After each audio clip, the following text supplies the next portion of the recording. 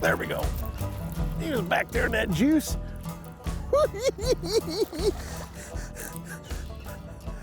Come on, buddy.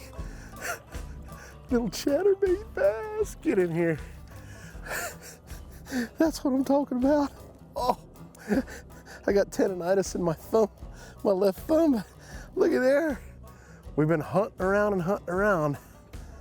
Caught us a nice little buck bass right here at Roosevelt Lake. I tell you, we're here, I want to say like, oh, it's not quite spring yet, you know, 1st of March, that area. The water level has really came up a lot. And so usually when that happens and the water starts warming up, the days get longer, the water starts warming up, you know, the fish will start getting a little bit more active. What you have to worry about sometimes though, is sometimes the water fills up so fast in these lakes, sometimes the fish don't go up with them, and, you know, at the same time.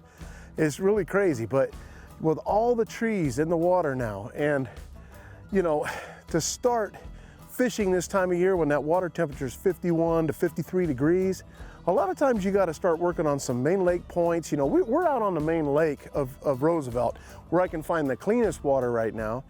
But I'm also paying attention to my temperature gauge, because you want to find when those fish start moving up into the shallows and start hunting to make beds and spawn.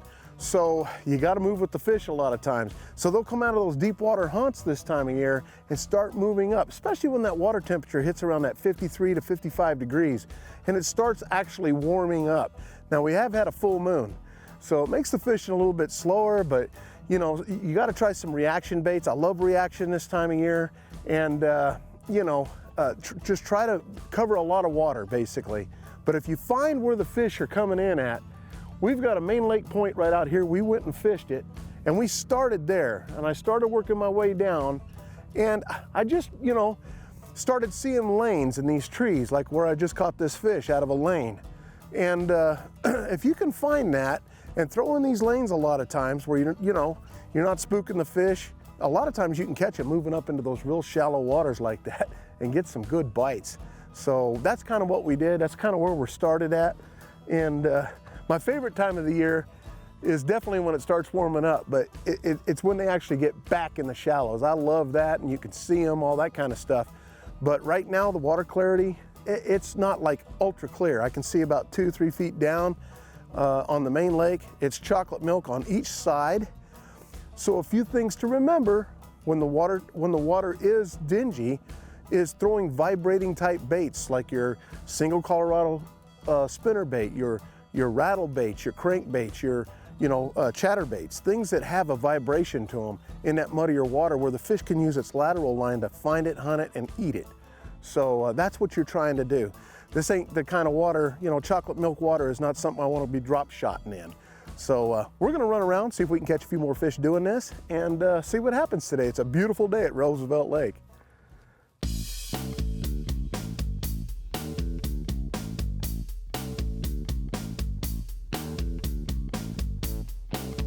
Oh, got him. I got that one. He smoked it right there.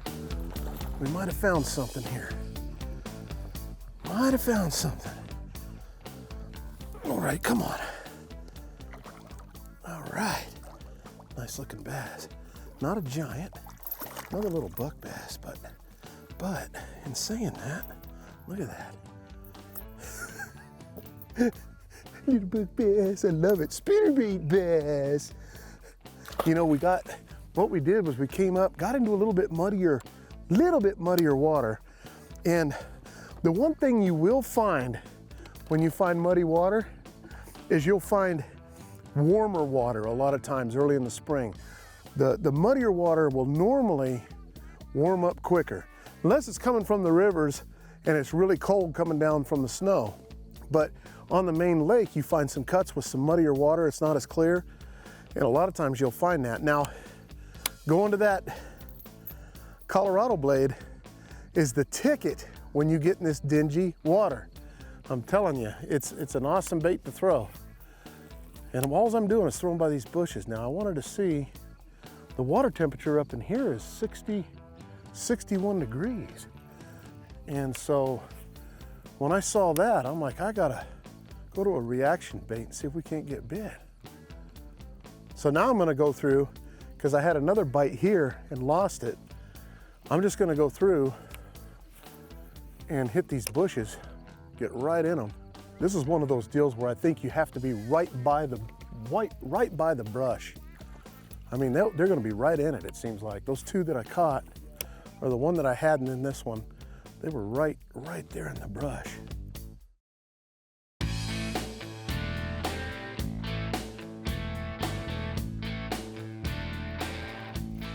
Got him.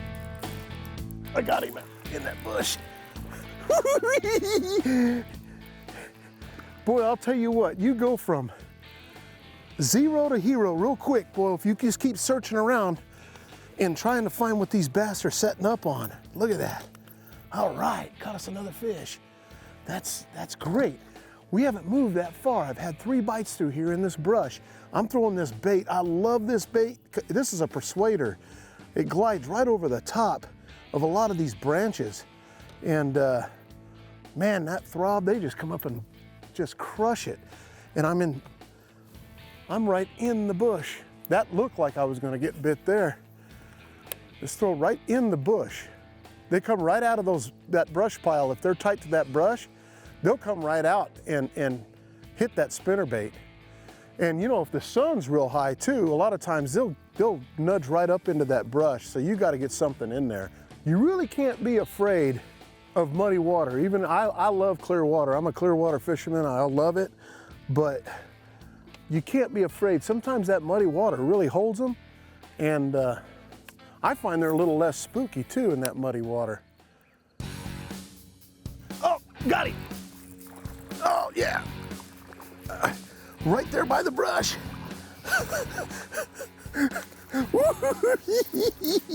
Oh man, from zero to hero. 3 real quick bass. You know, we've been fishing around the lake all day long trying to find a little pattern. That's what this is, a little pattern. You find a pattern and it's like unlocking the lock, man. You just start catching fish. If you do that, man, you can change your day in a matter of just minutes. Just minutes. Oh, that's a good one. That's a good one. Oh yeah. Look at that fish, folks. Get out of the bush.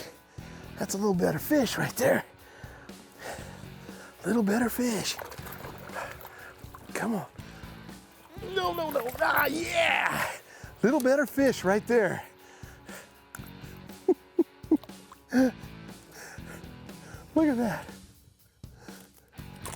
Sticking to my hand. It don't get no better than that, man. When you find that pattern, it's a lot of fun. A couple real important things to remember when you're doing this kind of fishing. With a spinnerbait, you got a big hook on the back of it. And so you don't throw this spinner. I throw this spinnerbait with 17-pound test line. Some guys do it with 20. And that way you're sure to get those fish out of that brush. I mean, they're right in the juice there. They're in it. Got him. Got him.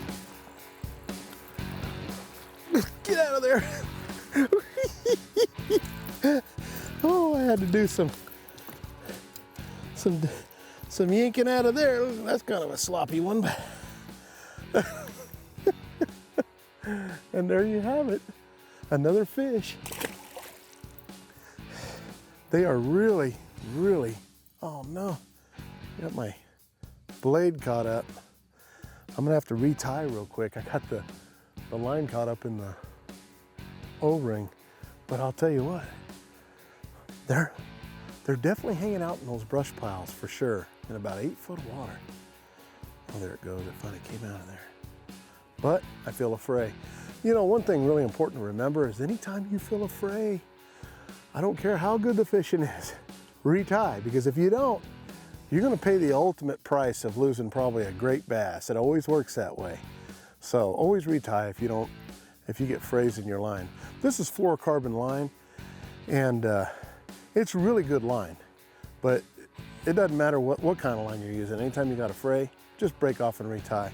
It'll save you a lot of grief.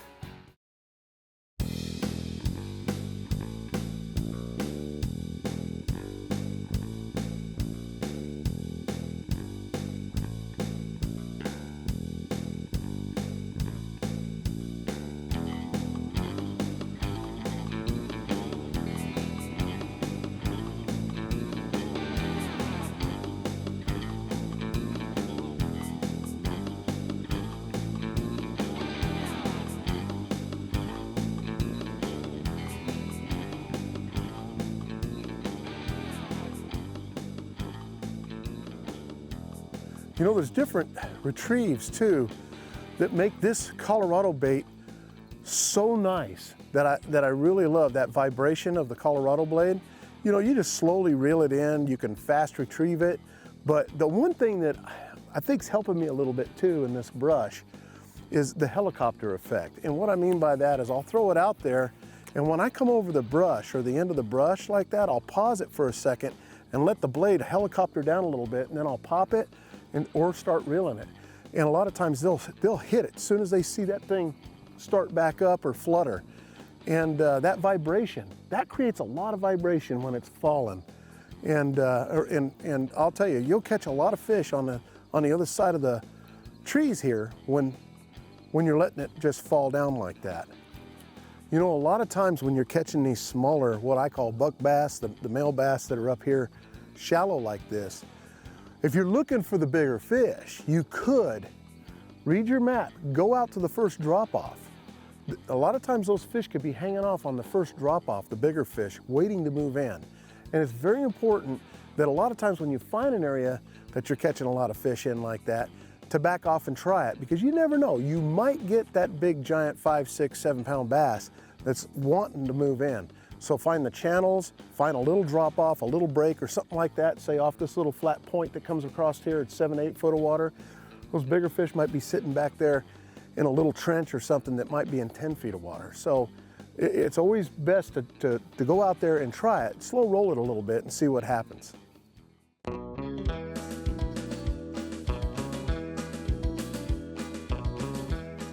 Oh, wait.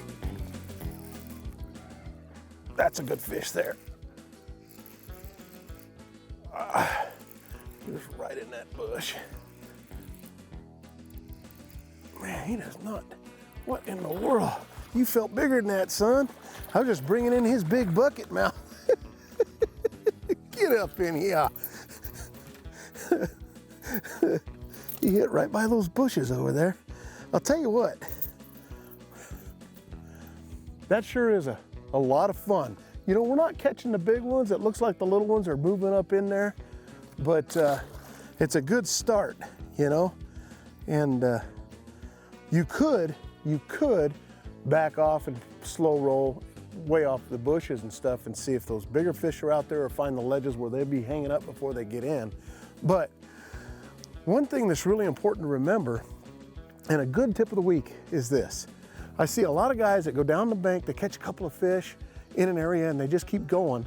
And we all have a tendency to want to do that. But here's the deal. When you come into an area and say we caught these out of this brush, these brush piles here, and we keep going down the bank, that's fine.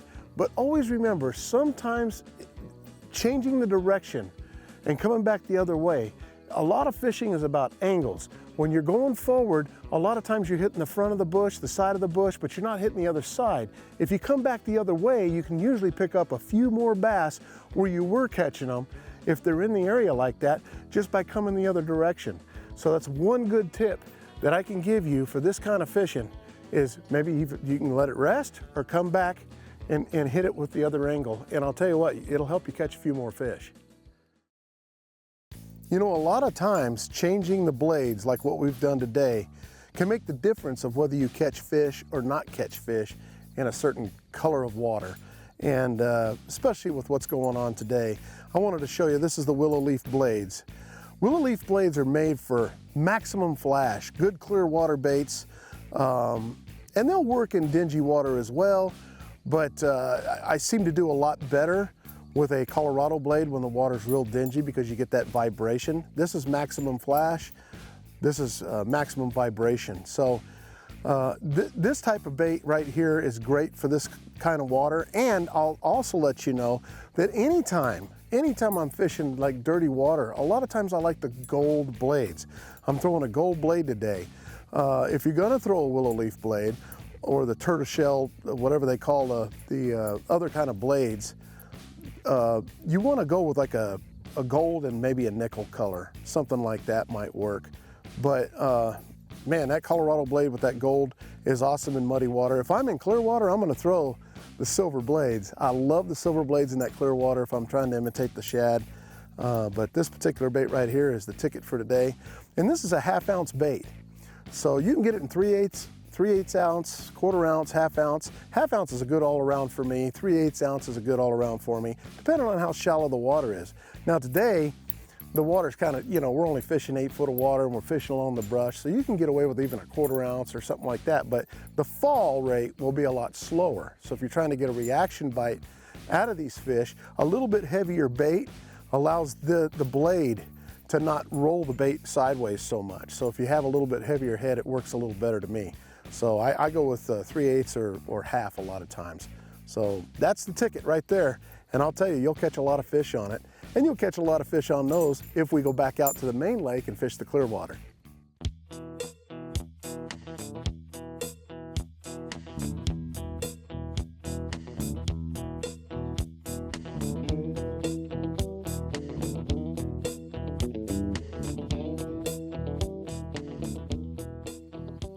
Oh, got him. Oh, there's a good one. Oh, he was out a little farther. There we go. There we go. Come on, son. Come on. He's a little bit bigger than that last one we just caught. Just going the other direction. Coming back through. That is a nice little fish right there, a little spinnerbait bass. Ah, look at that bass. What a great day today, huh? Look how fat that bass is. Oh my goodness. I hope we have a great spawn here at Roosevelt Lake and all the lakes here in the state with all the water we've had. It's been, I'll tell you what, just a tremendous day. And there's that old saying, and fishermen are famous for saying it, some famous fishermen, but never give up. And I'll tell you what, if you can find a way to keep yourself fresh and keep moving, even when there's always somebody that's winning a tournament, there's always somebody catching fish, it seems like. So they're catching them, and if you're not, you keep going until you find out what the fish want, what they tell you. And if you keep your mind fresh and do that, get plenty of rest and make sure that you just keep moving throughout the day, you're eventually gonna stumble over some. I honestly believe that. So if it ain't working, you change it. We tried 3 or 4 different baits today. But, and we went to different colored water, and that was the ticket for us today, and finding that warmer water for these bass. Thanks for joining us on the show. Hey, we'll catch you next week. I'm Johnny Johnson. Now, see, that's what I'm talking about, folks.